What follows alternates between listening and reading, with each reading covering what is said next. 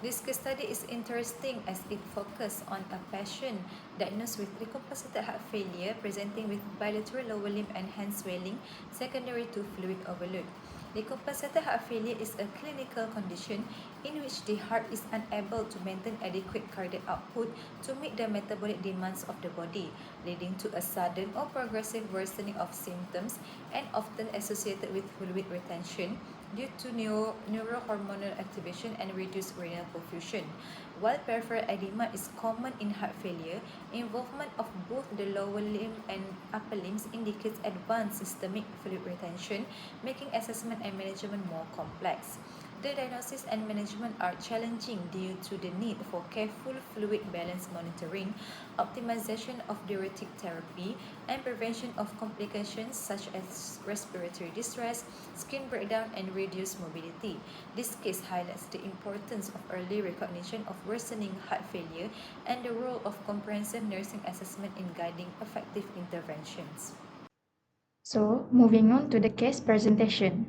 For the biographical data, the name of the patient is Kaming Anak Moin, 72 years old, female, and the date of admission is 21st November 2015. For the chief complaint is Madam Kaming Anak Moin, 72 years old female, presented to the hospital on November 25th with a chief complaint of shortness of breath that has persisted for 2 days. This respiratory distress was accompanied by a noticeable reduction in effort tolerance and significant bilateral lower limb swelling and hand, symptoms which had been present since her previous hospital discharge but has recently worsened. Despite these signs, the patient denied experiencing paroxysmal nocturnal dyspnea, orthopnea, or any chest pain at the time of presentation. Next, presenting symptoms. First, the patient presented with a 2 days history of shortness of breath and worsening effort tolerance. Second, she has experienced bilateral lower limb swelling and hand swelling since her previous discharge. Third, she denies cough or runny nose. Fourth, she denies any chest pain or discomfort. Fifth, she denies loose stool, nausea, or vomiting. And the sixth is there was no fever recorded at triage. The temperature taken was 36.5.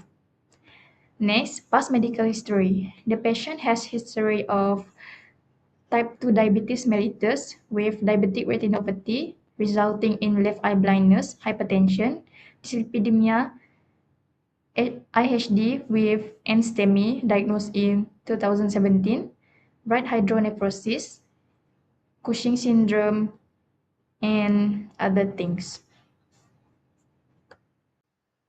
For the past medical history, previous admission uh, in November 2025 for CECT thorax, which had showed consolidation. Second, the patient was discharged recently on 18 November prior to this current readmission on 25 November.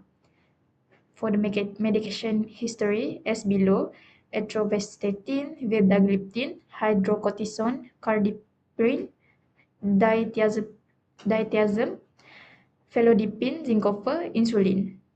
And also the patient is non-smoker. Next, moving on to the assessments. First, general assessment. The patient was conscious, alert, and oriented with GCS 15/15. Next, respiratory. Initially noted as non-tachypneic with a respiratory rate of 20, but later required oxygen support, which is ventral mass 50%, then CPAP or BiPAP due to desaturation. Crepitations were heard in the mid-zone and bibasally. Third, is cardiovascular. Blood pressure was elevated at presentation, which is 146 over 105, and later recorded as 185 over 65.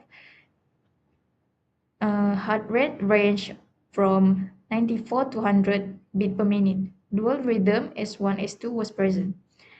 Fourth, The abdomen. Abdomen is soft, flat, and non-tender, and also have its history of anterior abdominal carbuncle drainage in 2017.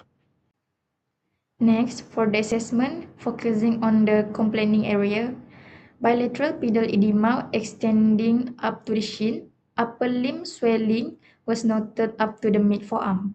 Airway was patterned, breathing was initially spontaneous, but required escalation to CPAP due to low SpO2, which is 83 to 91% on room air. Circulation showed hypertension and tachycardia.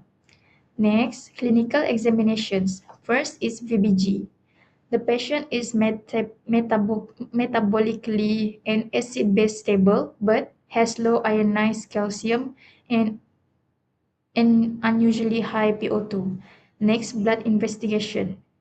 As conclusion, the patient presents with signs of acute kidney injury, which which is elevated urea and creatinine, moderate anemia, low hemoglobin, significant inflammation, elevated CRP, and a pattern of chronic disease, which shows in low albumin and high globulin.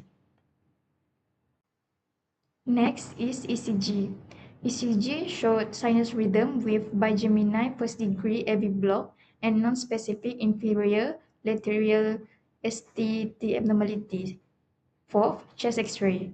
Chest X-ray showed blunting of costophrenic angles (CPA) bilateral and opacity at left lower lobe. Also noted consolidation at the right upper lobe. The last one is bedside ultrasound or echo. IBC was plethoric, which is below 50% collapsible. Bilateral pleural effusion was noted, and left ventricular contractility was moderate, which is 45 to 50%. For relieving factors, sitting upright or semi-folio position reduce shortness of breath. Elevation of lower limbs help to reduce peripheral edema. Administration of diuretics results in increased urine output. Oxygen therapy improve oxygen saturation and relieve dyspnea. Adequate rest reduce fatigue and cardiac workload. And for the aggravating factors, lying flat or supine worsens breathlessness. Prolonged standing or sitting increase lower limb swelling. Excessive fluid or salt intake worsen fluid overload, and physical activity increase dyspnea and fatigue. For the response to treatments, patients show improved breathing and oxygen saturation after oxygen therapy from 91% to 100% under BiPAP 0.4 liter per second. Improve comfort and activity tolerance after limb elevation and rest, and ongoing need for close monitoring of fluid balance, electrolytes, and vital signs.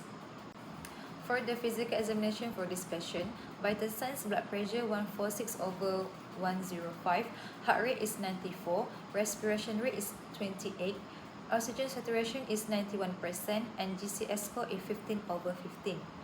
First, musculoskeletal for upper and lower extremities. Bilateral pitting edema noted in lower limbs and hands. Swelling more prominent at ankles and feet. Reduced range of motion due to edema and discomfort. Muscle weakness and decreased mobility. Skin over affected areas appears tight and shiny. The second one is neurological. Conscious and oriented to time, place, and person. Fatigue and reduced concentration. No focal neurological deficits, and normal papillary response. For the respiratory, increased respiratory rate, shortness of breath especially on lying flat, bilateral vessel crackles on auscultation, reduced oxygen saturation, and use of accessory muscles in severe cases. For the cardiovascular, tachycardia present, blood pressure elevated, raised jugular venous pressure, presence of S3 heart sound, peripheral pulse palpable but weak, and bilateral peripheral edema indicating fluid overload. Okay, let's move on to the disease process and pathophysiology for decompensated heart failure. So this thing can start it with the underlying heart dysfunction that we know this patient having the hypertension, dyslipidemia, and also having cases for ischemic heart disease. So this thing can trigger factors to the decompensated heart failure, such as infection, such as pneumonia, that also patient have this problem, excess fluid and salt intake, and uncontrolled hypertension. So this will could be for the cardiac output will be reduced and also will be reduced for tissue perfusion. So whenever this thing problem occur, so it will cause neurohormonal activation sympathetic nervous system. So this can cause the increased heart rate and also vasoconstriction, and also renin, angiotensin, aldosterone system at the renal that can causing the sodium and water retention and also vasoconstriction.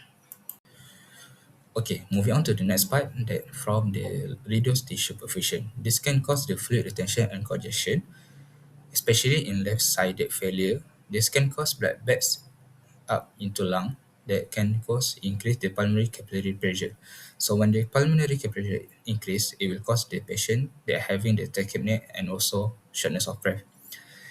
And for the right side of failure, it will cause the blood vessels into the systemic circulation that can cause the reduced venous return of the fluid. So after that, it can cause the fluid retention, which is the increased preload of the cardiac output, and also vasoconstriction that increase the afterload of cardiac output. So in this problem, when the tissue perfusion is not doing well, so it will cause the cellular and organ hypoxia, such as renal hypoperfusion, cerebral hypoxia can causing the confusion, hepatic congestion, and also lactic acidosis in severe cases. So this patient presenting symptoms such as peripheral or pulmonary edema, reduced urine output, fatigue, and also orthopnea. Okay, let's move on to the nursing progress. So actually, the patient admitted to the emergency and trauma department ETD at Sarawak General Hospital on November 31, 2035. So this patient coming with presenting symptoms such as shortness of breath and also bilateral pedal edema obstruction, including the hand. So the patient initially breathing spontaneously but later required oxygenation support from ventimas at 40%, but later changed to BiPAP due to poor SpO2, 91%. So the patient is currently showing improvement with no sign, shortness of breath with a BiPAP supported device. However, the patient condition still worsening and needed close monitoring, especially for peripheral edema, vital signs, and urine output to see if the medication given is effective or not. Okay, the next part about the management and the outcome. So the first management that we run as a nurse is giving the oxygen therapy such as BiPAP with zero point 0.4 liter per second. So this thing can improve oxygenation with SpO2 more than 94% and also reduce respiratory distress, reduce the preload and afterload due to positive airway pressure from the BiPAP. So the second one is to elevate the edematous bilateral lower limbs and hands. So this intervention taken that can reduce the peripheral edema, improve venous return, and also decrease capillary hydrostatic pressure. And then the last one is the restriction of fluid intake to 500 ml per day. So this intervention taken due to it can prevent the fluid overload, prevention of worsening peripheral edema, reduce preload and cardiac workload because this patient having problem with acute kidney injury. Okay, moving on to the medication part. So the first medication that patient took is the IV tazocine 4.5 gram for QID. So this classification of drug is the broad spectrum penicillin. So indication for this patient is it for treat lower respiratory infections such as pneumonia. So as a nurse, we need to consider about the hypersensitivity reaction such as rash, itching, bronchospasm, and etc. So the second one is the tablet felodipine 10 mg OD. So this classification of drug is the calcium channel blocker. So indication for this patient is it for lower the hypertension and prevent the angina. Also, we as a nurse, we need to monitor blood pressure and side effect of medication such as dizziness, nausea, and vomiting. And then the third one is the IV furosemide 40 mg TDS. So this classification is the loop diuretic. So this medication given to the patient is it to it is to it is to treat edema due to renal disease and also the decompensated heart failure. And also, as a nurse, we need to consider for signs of dehydration. Okay, the fourth one is the IV pantoprazole 40 mg OD. So this classification of drug is proton pump inhibitor. So indication for this patient is it to treat the gastroesophageal reflux disease. Good. As a nurse, we need to consider about improvement in symptoms such as heartburn and regurgitation.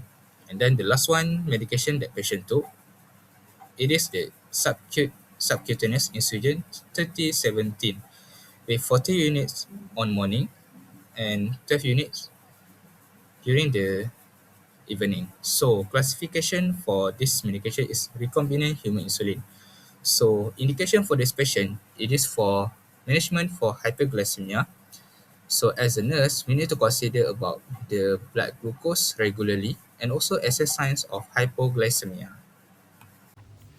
Nursing diagnosis impaired gas exchange related to ventilation and perfusion imbalance as evidenced by a low level of SpO2 91%, respiration rate of 28 breaths per minute, shortness of breath and reduced air entry. Assessment for objective data. Firstly, SpO2 91%, secondly, respiration rate 28 breaths per minute, thirdly, pen score 0/10, and fourthly, reduce air entry on auscultation. For subjective data, first, patient reports of not experiencing chest pain. Secondly, patient reports of having severe shortness of breath. And thirdly, patient complains of difficulty of breathing. For the goals and outcomes, first, the patient will be able to increase and maintain SpO2 level at least 95% and above. Second, the patient will be able to demonstrate and improve gas as evidenced by reduced shortness of breath, lung sound improve and better respiration rate without sign of respiratory distress within 4 hours. Next, interventions and rationales. 1. Repositioning the patient to semi-follow position. Rationale to improve airflow to the lungs and facilitate the breathing process easily. 2. Perform a respiratory assessment including auscultation of lung sounds, checking for use of accessory muscles, and assessing the pattern of breathing. Rationale to identify areas of decreased air entry, presence of crackles or wheezing, and signs of respiratory distress. 3. Encourage and teach patients to do deep breathing exercises, coughing techniques, and use of an incentive spirometer. Rationale to promote the lung expansion and alveolar flexibility. 4. Monitor vital signs, including respiratory rate, heart rate, blood pressure, and oxygen saturation, SpO2, every 15 minutes initially, then as ordered by the doctors. Rationale to detect any deterioration in the patient's condition promptly and assess the effectiveness of intervention. Lastly, provide emotional support to alleviate anxiety and confusion by explaining the procedure and treatments clearly. Rationale, anxiety and confusion can worsen the patient condition by increasing the respiratory rate and work of breathing. So, emotional support helps in stabilizing the patient psychologically. Evaluation. First, the patient was able to increase and maintain SpO2 level at least 95% within 4 hours. Secondly, the patient was able to demonstrate and improve gas exchange by reduced shortness of breath, lung sound improve, and better respiration rate without sign of respiratory distress within 4 hours. Nursing diagnosis. Risk for falls as evidenced by bilateral lower limb and hand swelling. Assessment. Objective data. 1.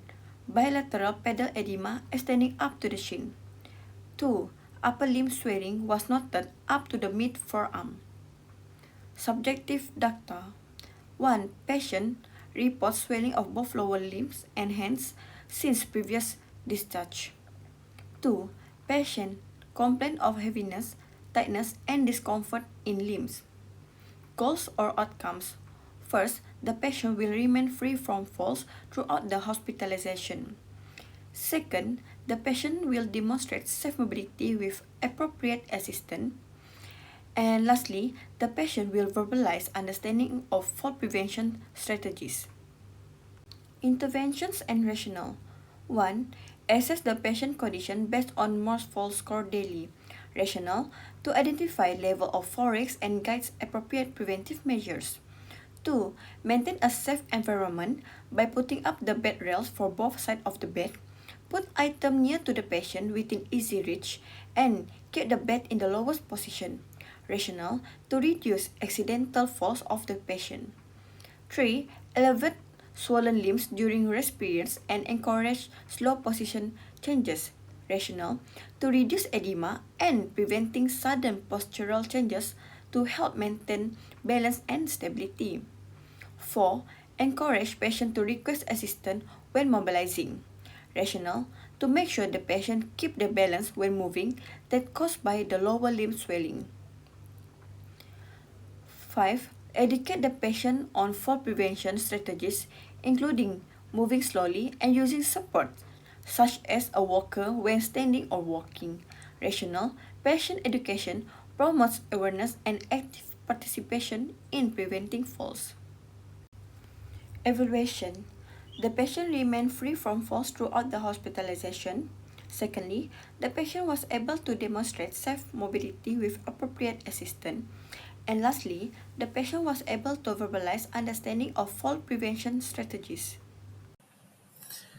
Okay, from this case study, we learn about decompensated heart failure, including the causes, presenting symptoms, and its management. We can experience in managing patients with this problem, especially in providing nursing care during emergency time.